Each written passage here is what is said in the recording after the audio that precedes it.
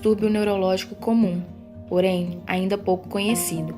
A estimativa é que 1 a cada 68 crianças tem autismo no Brasil. O diagnóstico às vezes é difícil e o tratamento também, mas novas pesquisas e bons exemplos mostram: os autistas podem levar uma vida praticamente normal ao lado da família.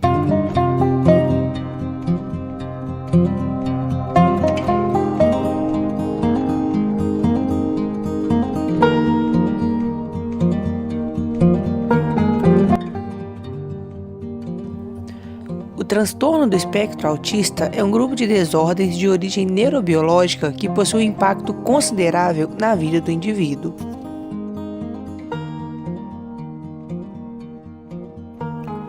Os sintomas nucleares se referem aos comportamentos repetitivos, bem como aos déficits na comunicação social.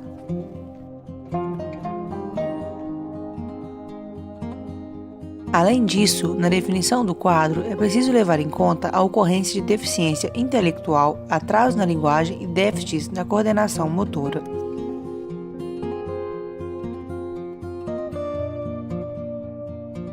O transtorno do espectro autista é um transtorno de neurodesenvolvimento. Isso significa que seus sintomas podem ser detectados desde a primeira infância.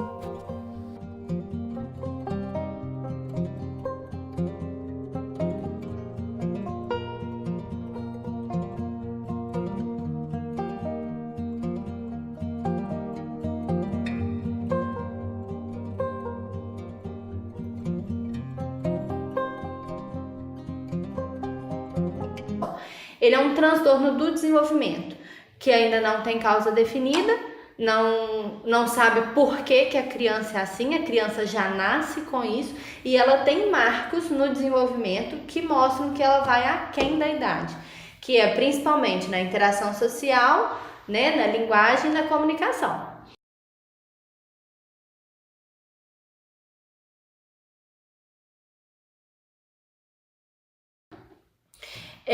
Como que o autismo é detectado pelo psicólogo? A gente trabalha com análise de comportamento, né? A maioria dos psicólogos é mais análise de comportamento, a gente trabalha com comportamento. Então, como que é o nosso trabalho? Existem escalas específicas para trabalhar a criança autista, que você faz umas escalas com os pais, a mais famosa escala CARS, tem na internet. Você baixa e você vai aplicando nos pais, e aí depois você faz pergunta para os pais se aquela criança representa qual comportamento, tem a pontuação e você soma no final. Então você pode fazer ou por escalas com os pais, ou assim, o que eu faço a escala com os pais e uma análise qualitativa da criança. Eu olho assim, o que aquela criança, na idade dela, qual o desenvolvimento esperado para ela. E aí eu faço dentro da observação clínica, eu vou utilizando técnicas, né, assim, joguinhos, desenhos, e aí a gente vê o que aquela criança consegue e o que ela não consegue fazer. Aquilo que ela não consegue fazer é importante para o desenvolvimento.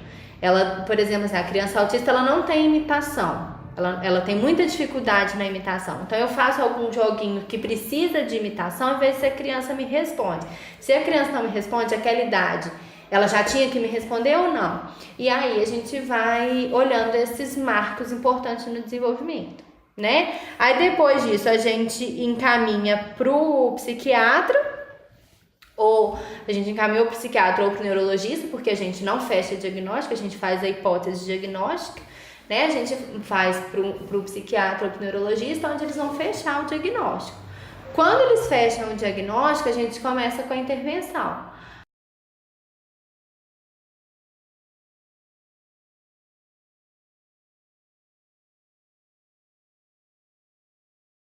A intervenção, o que a gente faz? A gente vê o que está em déficit naquela criança. Geralmente eu pergunto para os pais, o que você tem mais dificuldade de lidar com seu filho? E aí os pais me dão comportamentos específicos. Por exemplo, tem muitos pais que têm muita dificuldade no desfraude. Então, eu vou trabalhando no comportamento do desfraude. Não, a gente não tem dificuldade. Em casa, ele não me dá trabalho. Mas a gente precisa de estimular. Então, aí eu pego no marco do desenvolvimento daquela criança, o que ela está aquém da idade dela, qual o desenvolvimento esperado para ela. E aí, para a gente poder trabalhar. Muitas vezes é a linguagem pragmática da criança, por exemplo. Ela tem a linguagem, a comunicação, mas ela não sabe brincar com você. Ela não sabe pegar, essa bonequinha é a Peppa, então vamos fazer. E aí a gente vai começando a trabalhar toda essa intervenção com a criança para ela poder chegar o mais perto do esperado para a idade cronológica dela.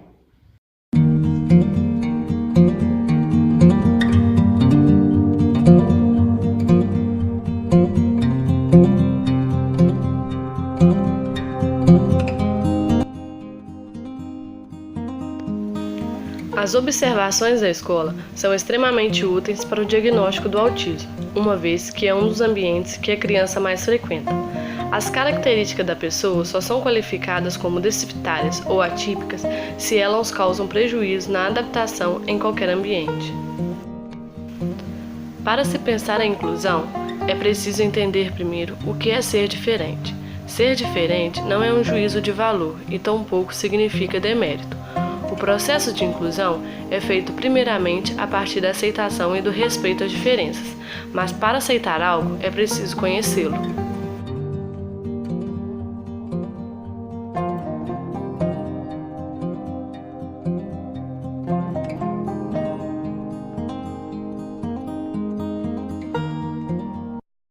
É de suma importância a inclusão da criança com espectro autista em escolas regulares. O momento de convívio com outras crianças é decisivo, inclusão ou discriminação. Esses são os dois caminhos que se abrem para a criança. Uma questão de sentimento, uma questão também legal, que todo indivíduo seja integrado nos espaços sociais. A escola é um ambiente que, quando estruturado, permite que a criança autista explore o máximo suas potencialidades, por ser um ambiente rico de experiência social. Há uma troca muito grande de aprendizado. A criança autista, ao mesmo tempo que recebe atenção, carinho, estímulos, ela também dá oportunidade a outros de desenvolver atitudes como solidariedade, tolerância, paciência, amor fraternal, que são qualidades essenciais para qualquer ser humano.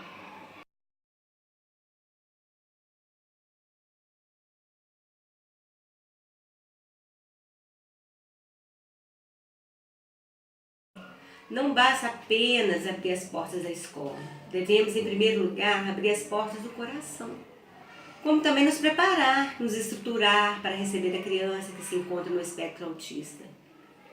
O primeiro passo seria criar um vínculo afetivo com a criança.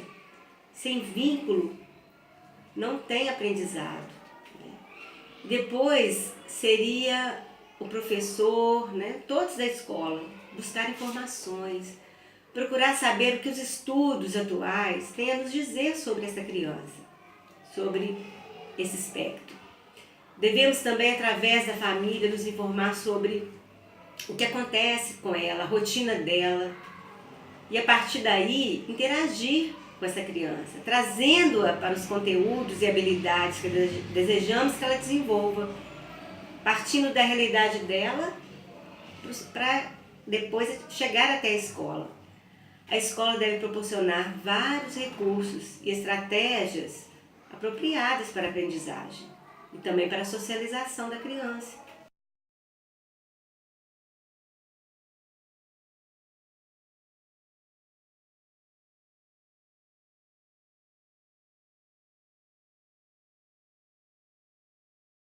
Não vou dizer dificuldade, mas será sempre um desafio para a escola proporcionar a inclusão, visto que dependemos de uma série de fatores.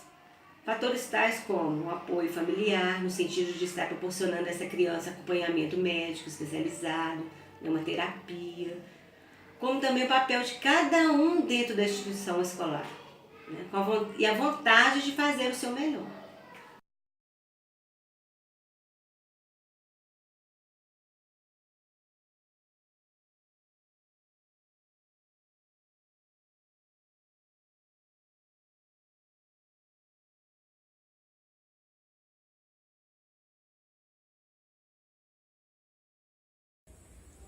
Meu filho foi diagnosticado com autismo aos 2 anos de idade. Os primeiros sinais apareceram com 1 ano de idade, quando ele diminuiu o repertório verbal dele. Ele até 1 ano teve um desenvolvimento normal, tanto motor quanto psicológico. Ele falou as primeiras palavrinhas, interagia bem com outras crianças, cantava. E a partir de 1 ano ele começou a diminuir as falas, ao invés de evoluir, ele reduziu esse repertório dele. Com 1 ano e meio, ele iniciou uma fase de muita seletividade alimentar, a ponto de pegar uma virose e ter que ser internado, porque estava tão fraquinho, tão magro, porque não estava se alimentando bem, que teve que ser internado.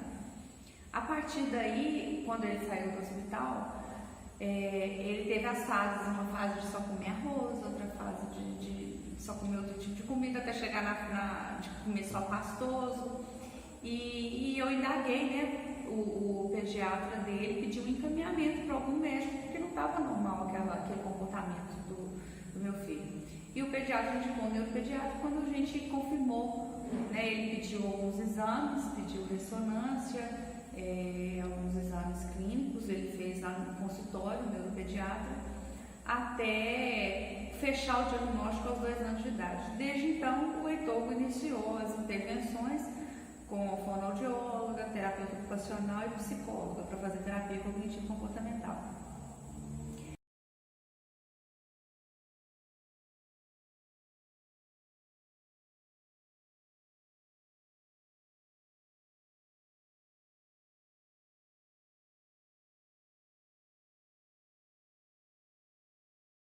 O diagnóstico, esse momento que a gente fechou o diagnóstico, que a gente começou a ter, que veio a primeira possibilidade de ser autismo, que ele tinha 1 ano e 9 meses, quando nós iniciamos os exames, ele foi recebido por mim, pelo pai do Heitor, como um desafio para nós, e nós não ficamos assim deprimidos. A gente foi correr atrás de confirmar o diagnóstico e estudar e pesquisar o que era o autismo, porque a gente já tinha ouvido falar, mas já tínhamos uma pré-definição, mas não sabíamos as nuances, as particularidades do autismo. E aí, depois de confirmado, a gente continuou nessa busca por conhecimento, já iniciamos as terapias conforme a orientação médica, iniciamos também medicação receitada pelo neuropediatra, depois pelo psiquiatra. Acho que a principal fonte de conhecimento para mim na época foi a troca de experiências com outros pais, mesmo com outras famílias. Por isso que eu acho importante ações como a que hoje a gente conseguiu implantar aqui em Ubá, que é a Associação de Famílias e Amigos dos Autistas, porque a interação, por mais que os profissionais, claro, sejam essenciais, tanto no diagnóstico como no acompanhamento, a interação entre as famílias, a experiência ali de cada dia, só a família sabe. A prática, só cada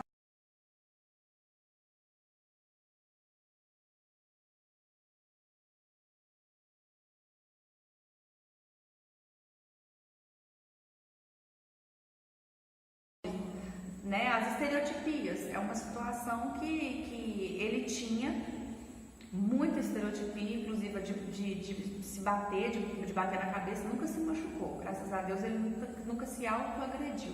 Mas ele tinha essa estereotipia de bater na cabeça. Teve outra fase que ele teve de balançar as mãos, teve fase que ele não tinha nenhuma estereotipia. E agora ele está na fase de bater na cabeça de novo e a fase oral dele que voltou. Então ele caminha muito dentro do espectro. Já a seletividade alimentar dele, eu praticamente não tenho problema com ele mais, com nenhum tipo de alimento. Então, a cada dia que passa, vão acontecendo vitórias que fazem a gente não desistir. Mas aquela ideia que eu tive na época do diagnóstico de que as coisas poderiam melhorar, assim, mudar totalmente, eu parei e falei, opa, não é bem assim, vamos trabalhar para que isso aconteça, mas não dá para cruzar os braços, fechar os olhos e achar que vai acontecer do nada e ter essa certeza, não. A gente tem que ser realista até para evitar mesmo as frustrações, porque eu já tive a frustração do diagnóstico, não dá para ter outra dessa, não. Então é assim, é ser realista e lutar e correr atrás.